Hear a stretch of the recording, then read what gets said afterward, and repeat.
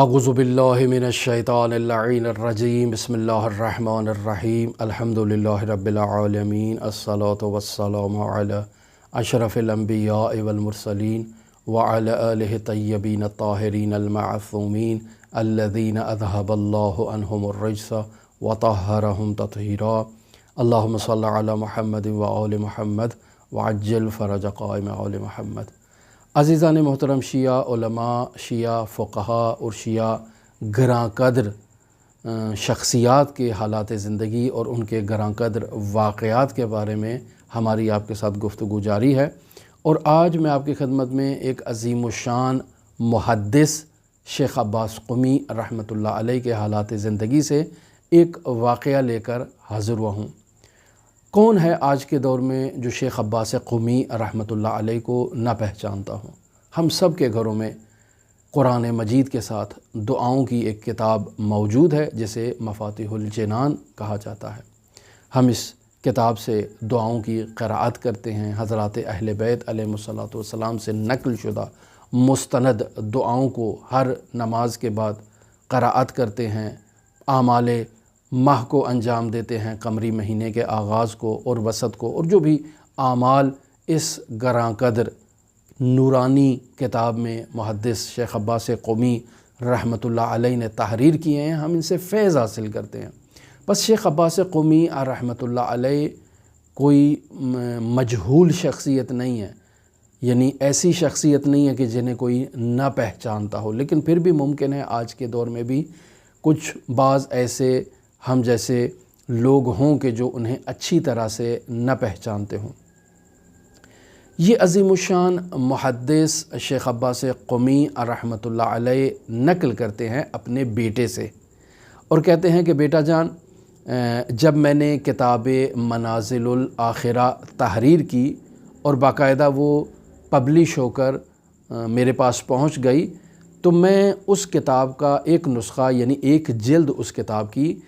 हरम मुतहर में एक नहायती मोहतरम शख्सियत है जिनका नाम था शेख अब्दुर रज़्ज़ाक़, मैं ये किताब उनके लिए तोहफ़ा ले गया। ये शेख अब्दुर रज़्ज़ाक़ हज़रत फ़ातिमा मासूमा सलामुल्लाह अलैहा के हरम मुतहर में नमाज ज़ुहर से पहले मोमिनीन को दर्स दिया करते थे, फ़िक़ही मसाइल से उन्हें आगाह किया करते थे और दीन की तालीम दिया करते थे। ये किताब मैंने उन्हें जाकर बतौर तोहफ़ा उनकी खिदमत में पेश कर दी। फिर ये शेख अब्बास क़ुमी कहते हैं कि मेरे वालिद बुज़ुर्गवार मरहूम करबलाई मोहम्मद रज़ा, ये शेख अब्दुर रज़्ज़ाक़ के बहुत मोतक़िद थे, बहुत अक़ीदतमंद थे और बाकायदा उनकी क्लास में उनके दर्स में शरीक हुआ करते थे ताकि उनसे फ़ैज़ हासिल किया करें। तो ये हर रोज़ वहाँ जाते और उनके दर्स में उनसे फ़ैज़ हासिल करते और शेख अब्दुर रज़्ज़ाक़ भी मेरी किताब मनाज़िलुल आखिरा से हर रोज़ दर्स दिया करते थे। और मेरे बाप को इस बात का इल्म नहीं था कि शेख अब्दुर रज़्ज़ाक़ जिस किताब से दर्स दे रहे हैं वो मेरे बेटे शेख अब्बास क़ुमी की लिखी हुई है। लिहाजा शेख अब्बास क़ुमी के वालिद बुज़ुर्गवार करबलाई मोहम्मद रज़ा एक रोज़ हज़रत फ़ातिमा मासूमा सलामुल्लाह अलैहा के हरम मुतहर से वापस आकर शेख अब्बास क़ुमी को ये कहते हैं, अपने दिल की हसरत बयान करते हैं। कहते हैं, शेख अब्बास, काश तुम भी शेख अब्दुर रज़्ज़ाक़ मसलागू की तरह हो जाते और हमारे लिए कोई ऐसी किताब पढ़ते जो जैसी शेख अब्दुर रज़्ज़ाक़ हर रोज़ पढ़ते हैं, तुम भी कोई ऐसी किताब हमारे लिए पढ़ते और हम उससे इस्तिफ़ादा करते। किस कदर बेहतरीन किताब वो हर रोज़ हमारे लिए पढ़ते हैं। तो अब शेख अब्बास क़ुमी रहमतुल्लाह अलैह कहते हैं कि मैंने दिल में चंद मरतबा ये सोचा कि मैं अपने बाबा से कहूँ कि बाबा जान, वो शेख अब्दुर रज़्ज़ाक़ जिस किताब को हर रोज़ आपके सामने पढ़ते हैं, क़राअत करते हैं, वो दर हकीकत बंदे हकीर की लिखी हुई है और मैंने उसको तालीफ़ किया है। लेकिन फिर शेख अब्बास क़ुमी रहमतुल्लाह अलैह कहते हैं कि मुझे शर्म आई कि कहीं मेरा ये अमल उजुब का बाइस ना हो जाए, रिया का बाइस ना हो जाए। मैंने अपने वालिद बुज़ुर्गवार को नहीं बताया कि बाबा जान, वो किताब जो शेख अब्दुर रज़्ज़ाक़ हर रोज़ हरम मुतहर में आपके सामने बयान करते हैं वो बंदे हकीर ही की लिखी हुई है। इस वाक़े से हमें ये दर्स मिलता है कि शेख अब्बास क़ुमी जैसी शख्सियत جو ایک محدث ہیں، ایک فقیہ ہیں، ایک گراں قدر شخصیت ہیں، وہ اپنے اعمال کے اوپر اس قدر دقت کے ساتھ نظر رکھے ہوئے ہیں اور اس قدر اپنا مراقبہ کیے ہوئے ہیں کہ کہیں ان سے عجب نہ ہو جائے، اور وہ اپنے والد بزرگوار کو بھی یہ بتاتے ہوئے شرم محسوس کرتے ہیں کہ یہ کتاب میری لکھی ہوئی ہے۔ تو عزیزان، ہم اپنے اعمال پر کیوں اس قدر جو ہے وہ فراخ دلی کا مظاہرہ کرتے ہیں کہ ہم نے 1000 دفعہ یہ ذکر کر دیا، ہم نے وہ نماز پڑھ دی، ہم نے فلاں جو ہے وہ عمل انجام دے دیا۔ بس اوقات لوگ اپنے اعمال کو بیان کرتے ہوئے بہت فخر و مباحات سے کام لیتے ہیں کہ ہم نے یہ کر دیا، یہ کر دیا، یہ کر دیا، یہ کر دیا، اور پھر آپ دیکھیں تو اندر سے خالی ہوتا ہے۔ چونکہ جس قدر ہمارے ہاں ایک معروف مثال ہوتی ہے کہ اگر مٹکے کو ہلایا جائے تو اگر وہ خالی ہوتا ہے تو وہ آواز دیتا ہے، اور اگر وہ خالی نہ ہو، بالکل بھرا ہوا ہو، تو اس کو ہلانے سے وہ آواز نہیں دے گا، چونکہ وہ بالکل پر ہے، بالکل بھرا ہوا ہے، اس میں جگہ ہی نہیں ہے آواز کو ایجاد کرنے کے لیے۔ تو ہم چونکہ اندر سے خالی ہیں، لہٰذا ایک مختصر سا عمل انجام دینے کے بعد فوراً ہم فخر و مباحات کا جو ہے وہ اظہار کرنا شروع کر دیتے ہیں کہ ہم نے پتہ نہیں کون سا معرکہ انجام دے دیا ہے، جبکہ آپ عظیم الشان شیعہ فقہا کو دیکھیں کہ عمل کچھ بھی نہیں ہے۔ اگر یہ مختصر سا عمل بھی حضرات اہل بیت علیہم الصلاۃ والسلام قبول کر لیں تو یہ ان کا احسان ہے ہمارے اوپر، لہٰذا اپنے عمل کو اصلاً جو ہے وہ اس وادی میں بیان ہی نہیں کرتے کہ جیسے ہم نے کوئی کارنامہ انجام دیا ہو۔ تو عزیزان، ہمیں ان چیزوں سے درس حاصل کرنا چاہیے، اور حقیقت میں مرحوم آیت اللہ شیخ محمد تقی بہجت فومنی نے درست فرمایا ہے کہ اگر آپ درس اخلاق لینا چاہتے ہیں تو بہترین درس اخلاق شیعہ علماء کے حالات زندگی، واقعات کا مطالعہ کرنا ہے اور ان سے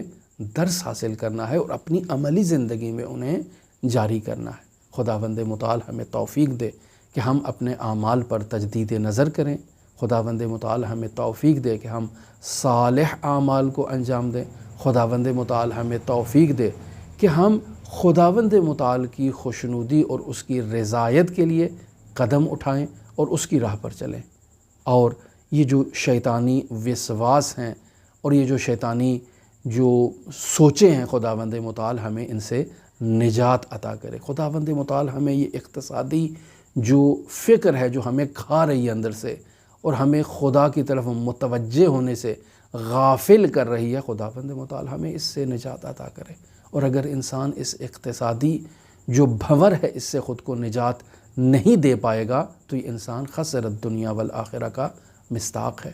حضرت سید الاوصیاء امیر المؤمنین علی بن ابی طالب علیہ الاف و تحیت و ثنا ارشاد فرماتے ہیں کہ الناس نعام اذا ماتوا انتبہوا، لوگ حقیقت میں سو رہے ہیں، جب وہ مر جائیں گے، جب ان کا انتقال ہوگا تب تازہ وہ متوجہ ہوں گے، تب تازہ وہ بیدار ہوں گے کہ پیچھے کتنی لمبی زندگی جو ہے وہ بطالت میں گزار آئے، کتنی لمبی زندگی جو ہے وہ دنیاوی جو تھپیڑے ہیں ان میں تھپیڑے ہی کھاتے ہوئے گزر گئی، اور پھر بھی دنیاوی ضروریات اور دنیاوی جو عیش و عشرت کی جو سہولیات ہے وہ بھی ہم حاصل نہ کر سکے۔ نہ ہمارے پاس اچھی گاڑی ہوئی، نہ اچھا مکان ہوا، نہ اچھی زندگی ہوئی، ساری زندگی ہم نے تغودو کر لی، پھر بھی ہم اس کو حاصل نہیں کر پائے۔ اور جس خداوند متعال کو ہم نے چھوڑ کر اس دنیا کے حصول کے لیے صبح سے شام تک اپنے گھر کی روٹی کو پورا کرنے کے لیے ہم نے جو ہے وہ لگا دیا، وہ روٹی بھی ہمارے نصیب میں نہ آئی اور خدا بھی ہمارے نصیب میں نہ آیا۔ تو عزیزان، ایسی ہماری صورتحال نہیں ہونی چاہیے۔ خداوند متعال ہمارے امور کی اصلاح کرے۔ خداوند متعال حضرت امام زمان اجل اللہ تعالی فرجہ شریف کی خاص عنایت ہمارے شامل حال کرے، ہمارے نصیب کرے، اور خداوند متعال امام زمان کے ظہور میں تعجیل فرمائے۔ ایام عزا ہیں، ہمیں اپنی دعاؤں میں، اپنی عزاداریوں میں یاد رکھے۔ اللہم صلی علی محمد وآل محمد وعجل فرج قائم آل محمد۔